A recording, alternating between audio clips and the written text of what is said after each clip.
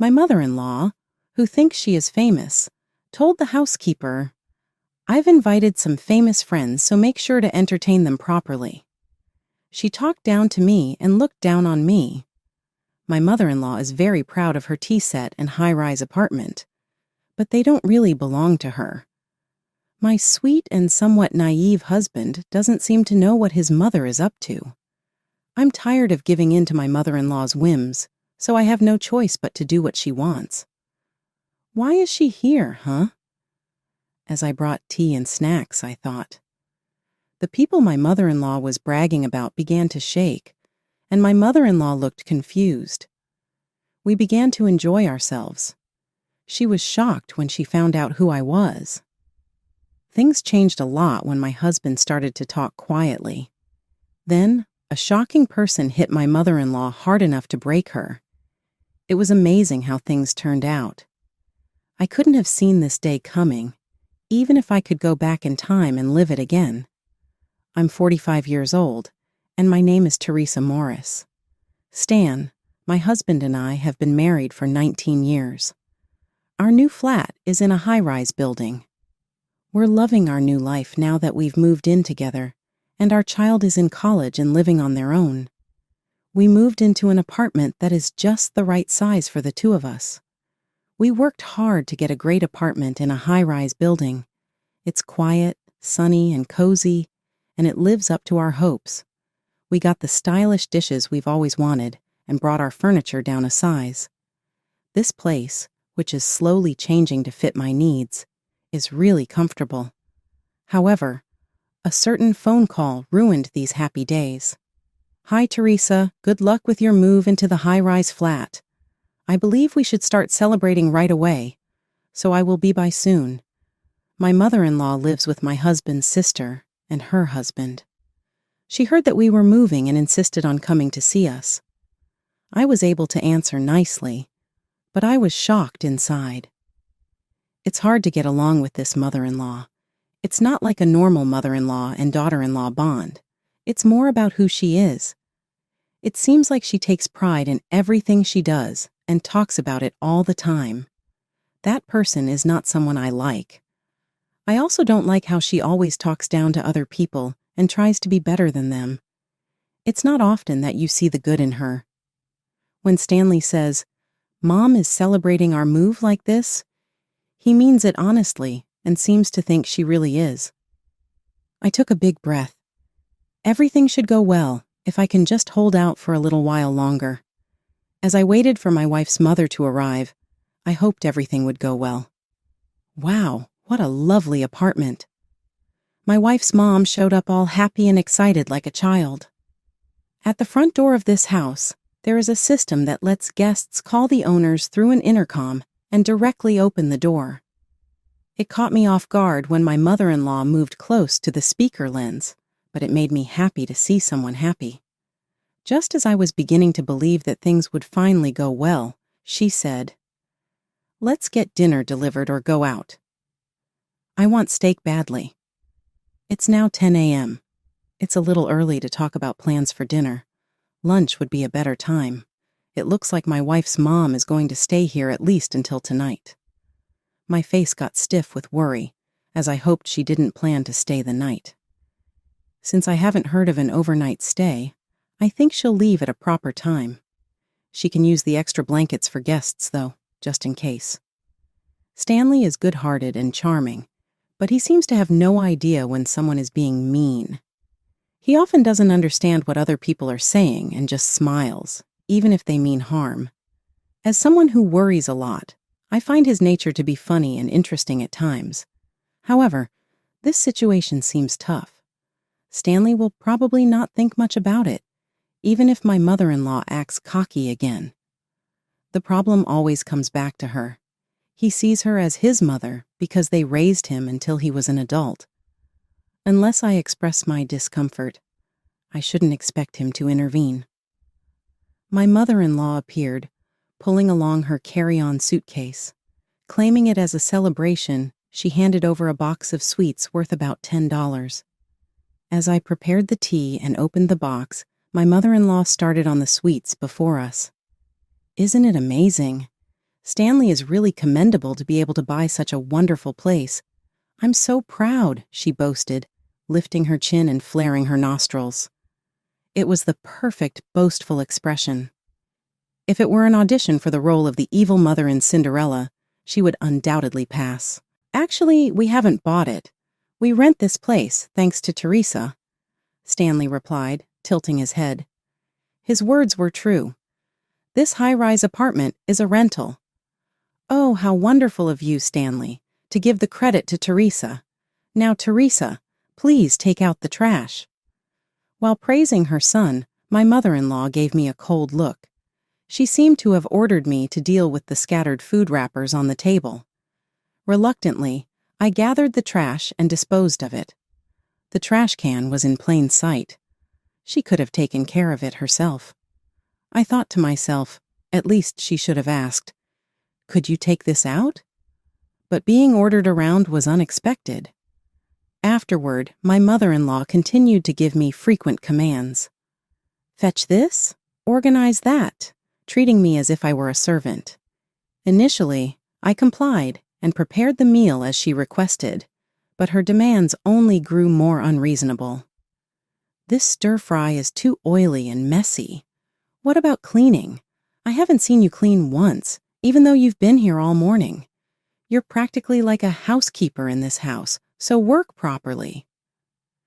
Usually, cleaning is a household chore I enjoy. However, when my mother-in-law visits, it doesn't go that way, and my dissatisfaction only increases.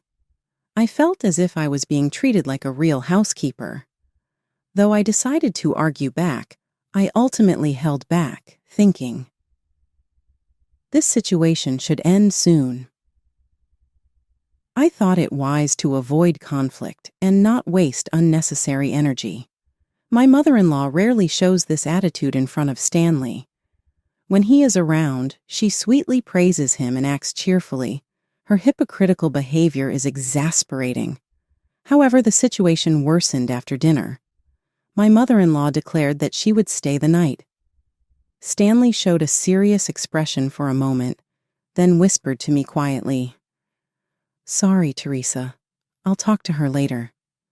Can you just bear with it for tonight?" When Stanley gives me that pleading look, I find it hard to resist. Reluctantly, I began to prepare the bedroom quietly. While I was setting up an airbed in the room with wooden floors, my mother-in-law suddenly appeared right beside me. An airbed? Directly on the floor? Don't you have a mattress? The stores are still open, so go buy one quickly, she said in a nasty tone, very different from how she speaks around Stanley. This situation was really upsetting, but I responded in as gentle a voice as I could manage. "It's just for tonight. Could you please bear with it? We only have airbeds in our house," I said with a smile. Though her attitude remained unchanged, she glared at me coldly. As I wondered how uncomfortable she felt about sleeping on an airbed, she huffed in annoyance and said, "Planning to kick me out after just one day? I'm staying here for a few days. I want to mingle with the neighborhood celebrities." I stood there with wide eyes in surprise, trying to lighten the mood with a forced smile, and quickly went to Stanley. "Hey, your mother is saying she'll stay for a few days. Can you ask her to go out for a bit because of some work? Or at least to keep it down a little?" Our eyes met, and he too looked a bit shocked. I felt overwhelmed, needing to protect my alone time while my mother-in-law disrupted my workflow. Stanley firmly nodded and cautioned her, "If you are staying, please do not disturb Teresa. She needs to concentrate on her work. It's important for her. Please enjoy shopping or walking outside during the day." Despite her cheerful, "Okay," her high energy made me anxious. I hoped she wouldn't cause any more trouble. Yet, her inconsiderate behavior continued unabated, especially with the laundry. She demanded it be done nightly and would be upset if it wasn't washed by morning. The futility of washing her underwear while considering the neighbors left me feeling hollow. "Make sure to wash it in a laundry bag. These are delicate clothes," she demanded sternly. I complied, soon realizing there was nothing special about these garments that required such care. Even during the promised daytime hours, she was a constant disruption. Instead of going out, I was sent on errands by her demands. "I told you to buy proper juice. What's this sugar-filled drink? It's unbelievable you'd choose anything other than 100% fruit juice for me," she complained, knocking a plastic bottle off the table. The sound of liquid splashing followed. Despite my quick shopping, I was met with such treatment. Her pressure intensified. "Hurry up and buy a new one. A daughter-in-law is just like a housekeeper. How incompetent can you be? How many times do I have to tell you? You're going to get yourself thrown out," she exclaimed. Silently, I turned on my computer. I felt it was impossible to continue dealing with her. "Sorry, but I have work that I must finish. There's a deli nearby, so please choose whatever you like yourself," I suggested. She left the house grumbling, displaying her displeasure. Finally alone, I began to calm down in the quiet environment. How many more days will my mother-in-law stay? I told myself to endure. However, when she returned, she brought not the juice I expected, but a bottle of wine. I was a little surprised, but I could still tolerate her drinking alcohol. "Mother-in-law, if you're going to enjoy some wine, please have this as well. It's a very tasty cheese that Stanley brought back from his business trip." Offering the valuable cheese noticeably improved her attitude. Incredibly, after a week, she showed no signs of leaving, and even started inviting neighbors without asking. She would stop in front of the elevator and talk to anyone who passed by. When Stanley told me about the situation, I didn't know how to handle the embarrassment. I told her to stop waiting around, but she's eager to get close to the celebrities. "We might need to take a firm stance on this situation," Stanley said with a sigh. Both of us were nearing our limits. On the 9th day of her stay, she brought guests without notice. It seemed she was particularly focused on a sophisticated and affluent family, the Butlers.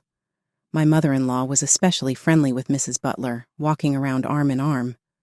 I learned her name was Jeanette from my mother-in-law's calls, but they were all strangers to me. I was in my loungewear and hurried to the kitchen to escape, leaving Stanley to handle it. "Mom is sucking up to the Butlers, pretending to be friends with celebrities. She talks as if she's the one who rented this high-rise apartment. I wish she'd be more modest," Stanley said, returning to the kitchen with slumped shoulders. Moreover, she had declared she was going to throw a party. "Why is she here, huh?" When I appeared with tea and snacks, Jeanette began to tremble. At that moment, I could see her family also shaking their hands excitedly. My mother-in-law was confused to see her celebrity friend lose color and look shocked. "You surprised me. Could it be Iris? I always read your blog, and I'm a huge fan. I also watch your videos." Jeanette stood up and eagerly reached out for a handshake. The name she called out was the online nickname I use. The blog and videos she mentioned are my hobbies, and they also connect to my work. The Butler family were my readers. Since I showed my face online, they recognized me immediately. My mother-in-law, who isn't familiar with the internet, was confused even after hearing the handle. "I'm so pleased. Thank you for always reading." With those words, my spirits lifted and I showed a broad smile. Indeed, my blog is well regarded, particularly among homemakers. I occasionally get recognized when I'm out, but I never expected to have fans in my own high-rise apartment. That's amazing, truly wonderful. Leaving my bewildered mother-in-law aside, Jeanette exploded with joy. I kept a calm face and reassured Jeanette to relax. Seeing her this happy, I decided to carefully make tea for everyone to enjoy. I also served some selected dried fruits in premium jelly, along with baked treats. Jeanette's delightful cannelés were added to the table as well. With a table overflowing with luxurious sweets, the atmosphere quickly brightened. My internet-averse mother-in-law couldn't grasp what was happening, and we left her behind as we enjoyed ourselves. Stanley noticed the change in the atmosphere and joined us with a smile.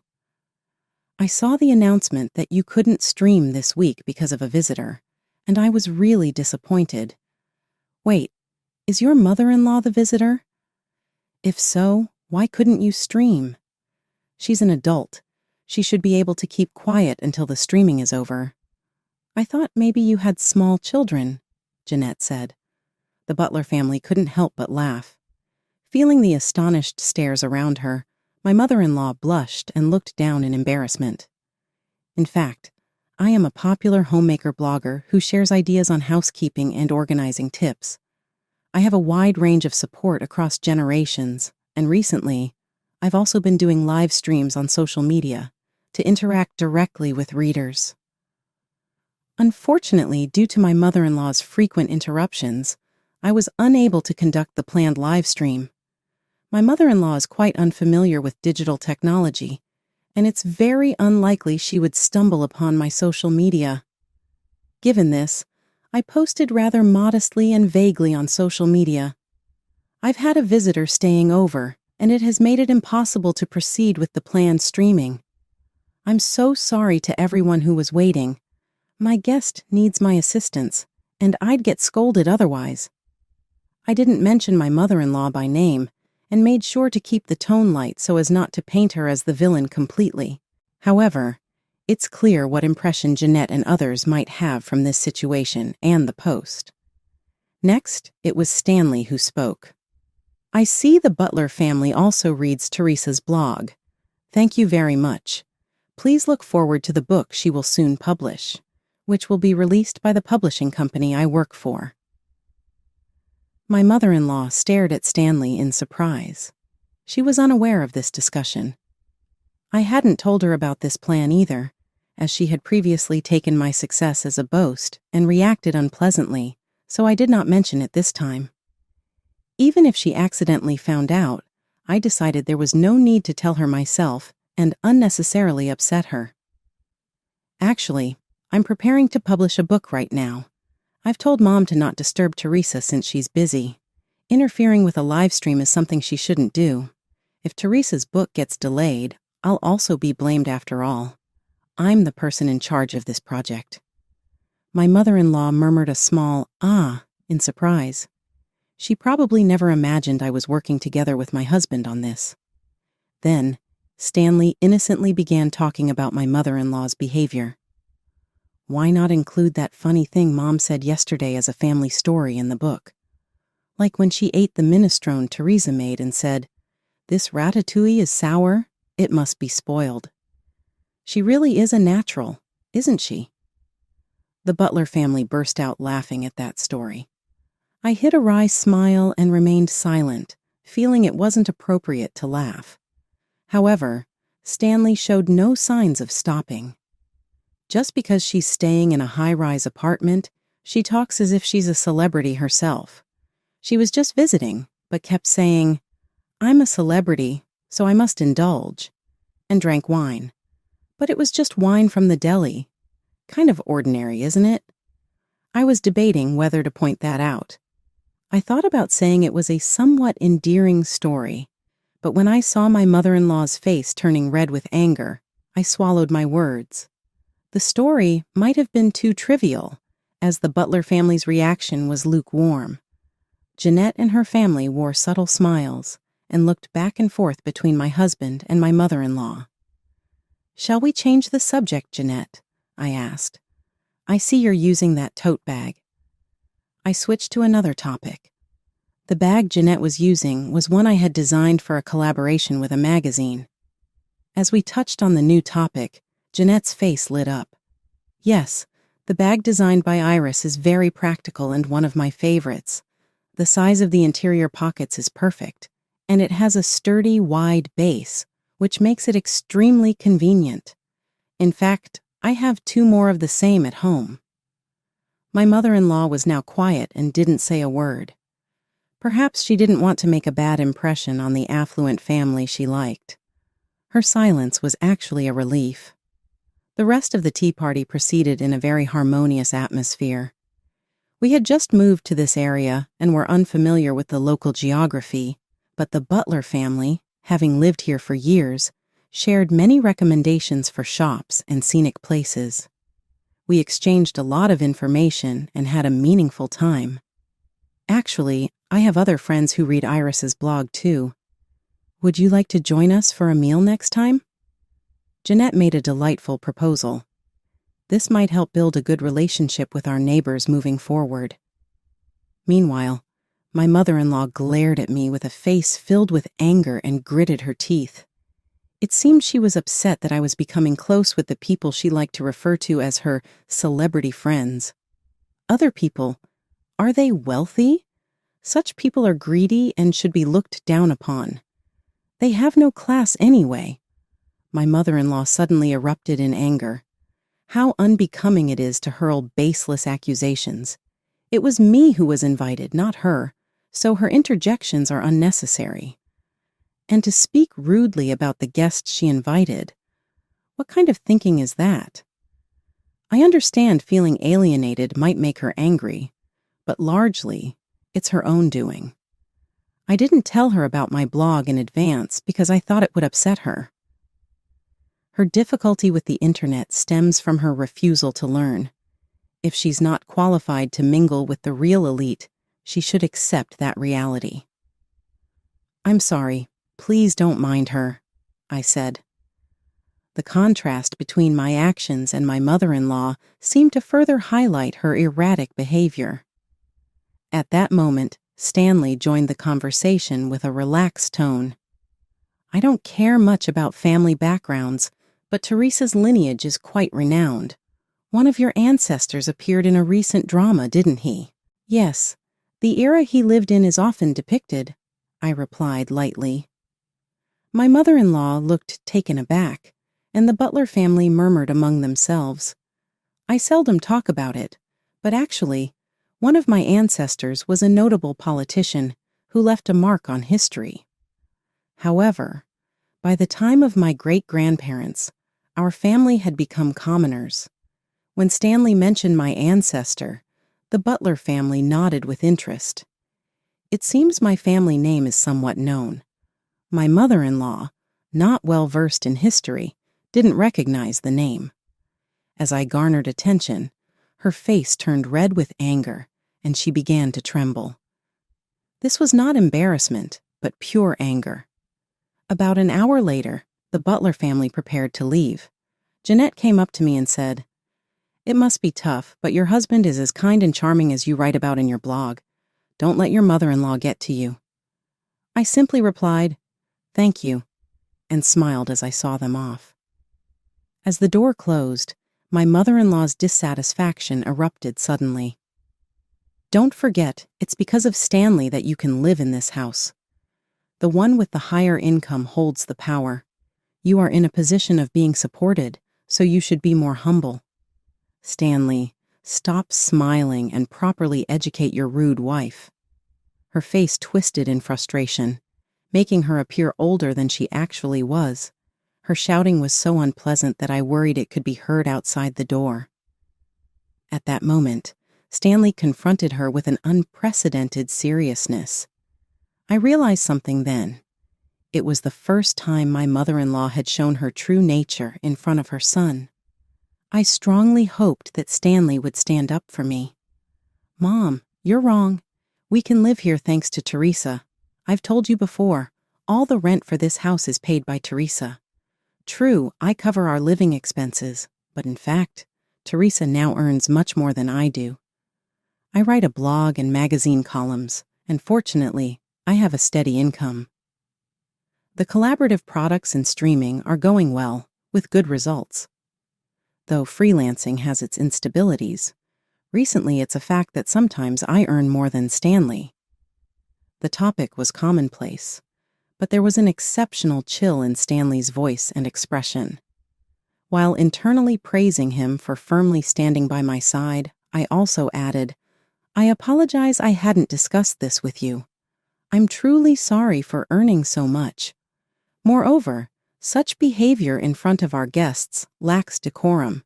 It's really unfortunate." I no longer felt the need to force a smile. My mother-in-law was unsettled. her eyes darting around restlessly. She looked up, then down at me, and finally sharply turned her gaze to Stanley, raising her voice. "Why are you losing to such a woman? How much do you earn, and what about your father's inheritance? If you include that, surely you must be—" Stanley interrupted her. "Father's inheritance? What are you talking about, Mom? You took half of it, and there's hardly anything left of the other half, is there?" Stanley chuckled, but both my mother-in-law and I were left with our mouths agape. I wasn't aware of the specific amount of my father-in-law's estate. I knew she received it, but that was my husband's personal asset, and it was not my place to comment. So even when I heard it was all spent, I didn't know how much it was. Glancing at my mother-in-law's face, I noticed she had gone remarkably pale. I assumed it must have been a significant amount. "When you came to us saying you couldn't pay your losses at the casino and needed help, I paid several times, didn't I? All that money was spent on that. It was money inherited from Dad, but you used it just because it was there. Married couples' assets aren't meant to be used like that." Hearing this, I was so shocked I couldn't even speak. I had never imagined my mother-in-law could be so wasteful. Sensing my distress, Stanley continued calmly. "As I just explained, the inheritance is gone, so we can't make any more payments. You'll have to manage on your own from now on." My mother-in-law was astonished. From her reaction, I realized she was still engaging in the same behaviors. Given that my mother-in-law is already in her late 60s, saying, "You still look so young and lovely," might be too sarcastic. There's nothing to be done. There's no money left. "Teresa, say something." I simply shook my head in silence, disappointed. My mother-in-law left our home. After she was gone, I approached Stanley and asked him to ensure she doesn't visit for a while. Despite her being his mother, Stanley showed understanding without any reluctance and contacted her right away. "What happened this time was too much. You treated Teresa like she was just a housekeeper. And importantly, Mom, don't come to this high-rise apartment anymore. People around us are giving cold stares. I don't want you to embarrass us in our new home." I almost blurted out that I wanted her banned outright, but thinking that her absence would spare us further distress, I swallowed my words. I was relieved that Stanley had communicated it clearly. Additionally, on Stanley's advice, I made a call to a trusted ally. That person is Stanley's older sister, my sister-in-law, Katie. Katie and I get along very well. When I received the news that my mother-in-law was coming to visit, I immediately informed Katie. Katie and her husband currently live with my mother-in-law after my father-in-law passed away.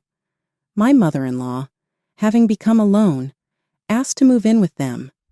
They agreed, since they have a house with spare rooms, now that their children have moved out. Katie had asked me to inform her immediately if her mother caused any problems. It seems my mother-in-law had previously caused issues even at Katie's home. She has been telling people that the house she lives in with them is her own, which infuriated her real daughter. "Please do not talk about the house my husband and I worked hard for as if it's yours. Our neighbors say, 'Nice of your parents to build you a house.' Consider our position. We are still paying off the mortgage." Katie strongly reprimanded her, clearly displeased by her mother's behavior. My mother-in-law has a history of exaggerating how much she sacrificed in raising her children, creating fictional, difficult episodes and spreading them around. This has often led to unnecessary embarrassment, and Katie has been feeling frustrated about this for a long time. Katie and her husband bought their house with a 20-year mortgage and are still making payments. It's understandable that they would feel angry about their efforts being misrepresented. If she causes any more problems, we will end this living arrangement. I told her to live on her pension. Thanks for letting us know. If she comes back tonight, it'll be a sleepless night for us. We'll be prepared.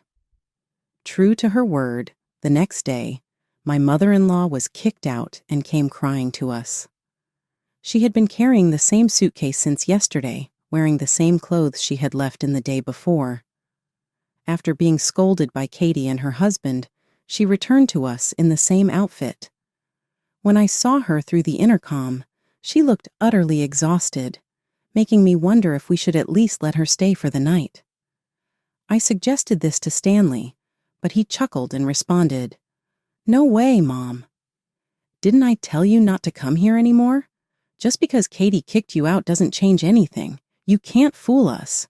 You just want to get back into our house, right? No, you need to leave." Stanley promptly ended the intercom call without listening to any of her excuses. I was shocked by the scene, grateful yet amazed at Stanley. He was usually so naive and oblivious, especially given how busy we were raising our kids.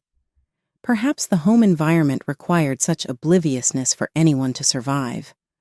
It's unfortunate that even the long years we spent together couldn't improve this. But now, after our children have left home, we are living alone together for the first time in 19 years. It's my turn to re-educate my husband. Since I made that decision 6 months ago, every day has been joyful. As the butler spread the word, we have been receiving greetings from our neighbors.